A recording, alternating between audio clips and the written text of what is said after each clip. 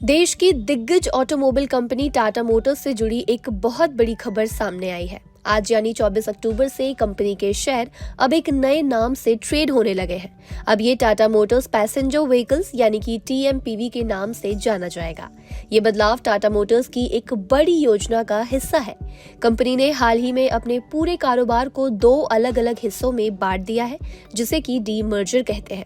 पहला हिस्सा passenger vehicles यानी कहे PV और EV।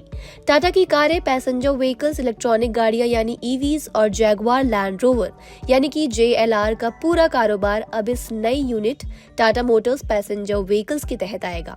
इसका मतलब है कि अब शेयर मार्केट में आपको टाटा मोटर की पैसेंजर व्हीकल यूनिट के शेयर TMPV के नाम से दिखाई देंगे। दूसरा हिस्सा कमर्शियल व्हीकल्स यानी कहे CV।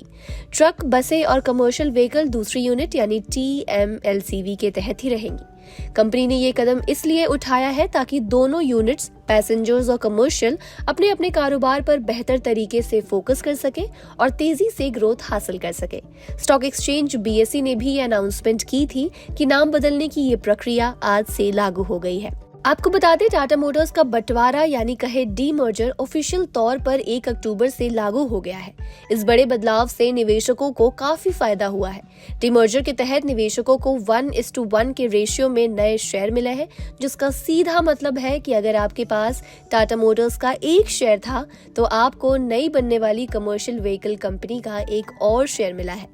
इस शेयर बंटवारे की आखिरी तारीख यानी रिकॉर्ड डेट 14 अक्टूबर तय की गई थी, लेकिन कंपनी ने बंटवारा क्यों किया वो भी समझ लेते हैं। कंपनी ने मार्च 2024 में अपने बिजनेस को दो हिस्सों में बांटने की योजना का ऐलान किया था। टाटा मोटर्स का कहना है कि कारोबार को दो हिस्सों में बांटने से कई फायदे होंगे। दोनों कारोबार अपने अपने क्षेत्र में तेजी से और स्वतंत्र रूप से फैसले ले सकेंगे।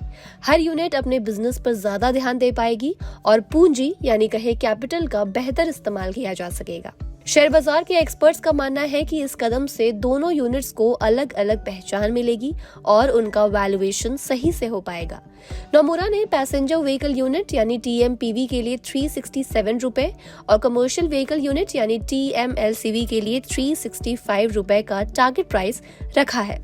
हालांकि उनका कहना है कि शुरुआत में थोड़ा उतार चढ़ाव भी आ सकता है। SBI सिक्योरिटीज ने भी इस पर अपनी राय पेश की है। SBI सिक्योरिटीज का अनुमान है कि TMPV का शेयर 285 से 384 रुपए के बीच और TMLCV का शेयर 320 से 470 रुपए के बीच जल्द ही पहुंच सकता है।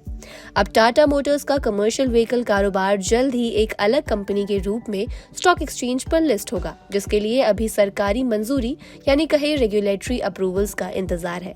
तो खबर पर आपके क्या विचार है, हमें कमेंट बॉक्स में लिखकर बताएं और बिजनेस फाइनेंस की तमाम खबरों से अपडेटेड रहने के लिए देखते रहिए जागरण बिजनेस।